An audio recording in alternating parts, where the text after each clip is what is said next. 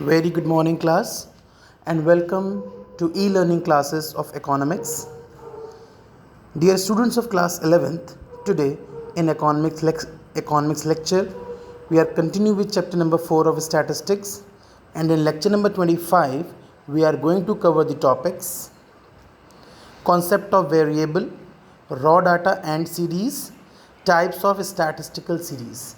These three we will take today in our lecture. Very first thing बच्चे, what is the concept of variable. Variable क्या होता है? Actually a characteristic और a phenomenon which is capable of being measured in changes its values over time is called variable.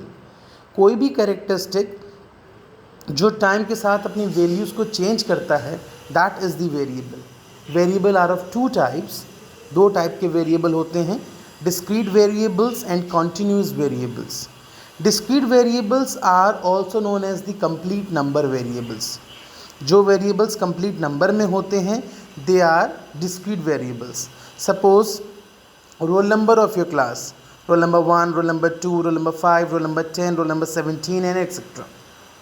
Whereas continuous variable are those range of variables in which the number is not in jumps or not in complete form. They are in fraction और can be continuous form. वो number आपके continuous form में हो सकते हैं या fractions में हो सकते हैं. Suppose height of the students 5 feet 1 inch, 5 feet 2 inch, 5 feet 3 inch and so on. So this is your continuous variable. Discrete variable complete numbers में होते हैं और कॉन्टिन्यूस वेरिएबल कॉन्टिन्यूशन में होते हैं या फिर फ्रैक्शंस में होते हैं. Now what is raw data. अब आपको वेरिएबल्स मिल गए, वेरिएबल्स की हेल्प से आपको रॉ डाटा मिलता है. रॉ डाटा क्या होता है? जैसे टीचर ने क्लास में आकर कहा submit your copies. Now roll number 1 to 40 everyone has submitted the copies, right, and it is in a very haphazard वे.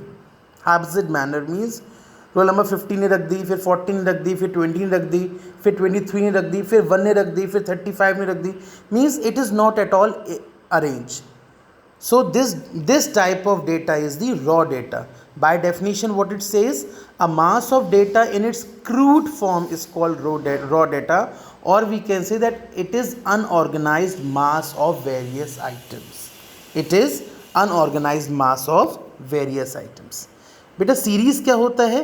अब जब आप इस डेटा को, जो रॉ डेटा आपको मिला है, जब उस रॉ डेटा को आप अरेंज करोगे, या तो रोल नंबर वाइज, या गर्ल्स अलग बॉयज़ अलग, या उनके हाउस वाइज के अरावली की अलग कर दीजिए, शिवालिक की अलग कर दीजिए, और from top to bottom means the toppers students copies first, then mediocres, then below then that.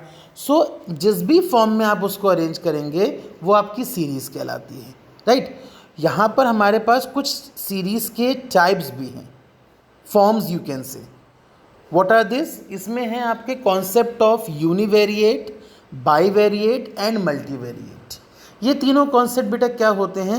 सबसे पहले univariate. Univariate, uni means single and variate means variable. अब आपको डेफिनेशन क्लियर हो जाएगी that univariate means single variable. जिन statistical data में only single variable is there, that is the univariate. Suppose income of the household, we are talking just about the income, that is univariate. Bivariate, bi matlab two, variate matlab variable. When there are two variables in the statistical data, suppose we are talking about income as well as household, income as well as expenditure of the household, so that is your bivariate. And what is multivariate? Multivariate matlab more than two, many variables. It means that statistical data with many variables, like we are talking the age of the households, the sex of the household, the education of the household, the income of the household, the expenditure of the household, means we are having more than two and many variables. That is your multivariate. Now it will be easy for you to understand what are the series types or forms of series. See, statistical series are classified in two categories. Number one, individual series and frequency series. Individual series के आपके कोई division further नहीं है, but frequency series is further divided as discrete series as well as frequency distribution series.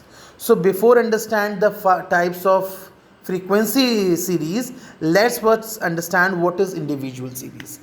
Individual series are those series in which items are listed singly. जब singly item listed होते हैं वो आपकी individual series कहलाती है.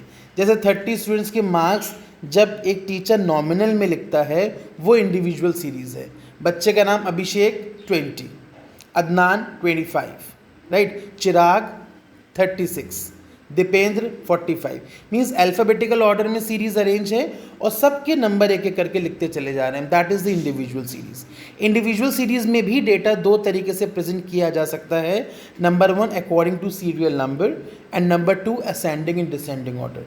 अगर आप serial number के अकॉर्डिंग अरेंज करते हैं that is the one way, वो the way I am saying to you alphabetical और रोल नंबर वाइज, और या असेंडिंग डिसेंडिंग मतलब टॉप टू बॉटम या bottom to top. These are the two ways in which individual series can be arranged. Now, frequency series. Frequency series को हम discrete या frequency distribution series भी कहते हैं. But before we proceed further with the meaning of discrete and frequency distribution series, let's understand two important terms जो आपके इसमें use होंगी. एक फ्रीक्वेंसी क्या होता है और एक क्लास फ्रीक्वेंसी क्या होता है. Frequency means the number of times an item occurs or repeat. एक आइटम कितनी बार अकर हो रहा है या एक आइटम कितनी बार रिपीट हो रहा है, that is your frequency.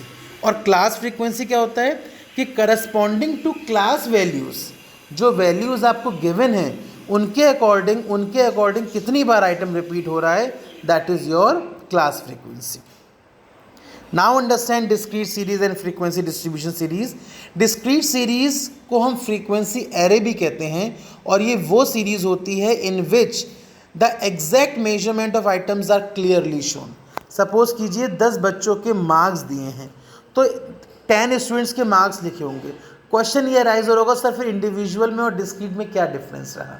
Individual में भी तो यही होता था. नहीं, individual is always taken from the 1, 2, 3, 4, 5, 6, 7.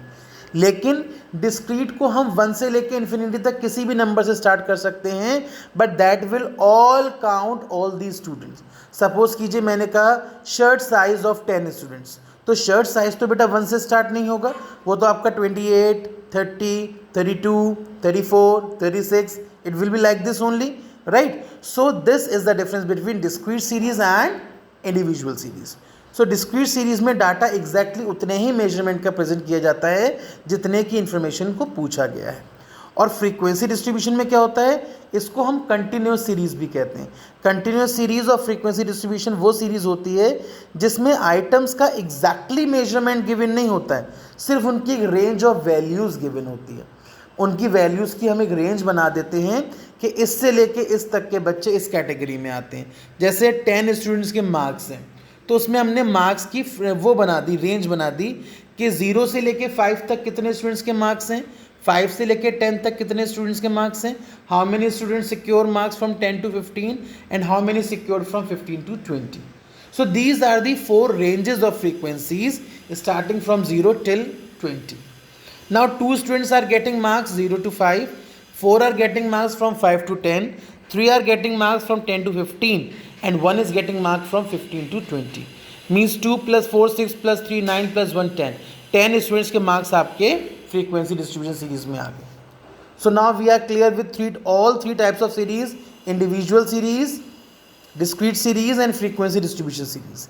Individual, right, starting from 1, discrete having the complete measurement but can start from anywhere, and frequency not having the exactly measurement but we are having just the range of the values, right. That's all from this lecture. In next lecture we will study types of frequency series. Thank you, have a nice day.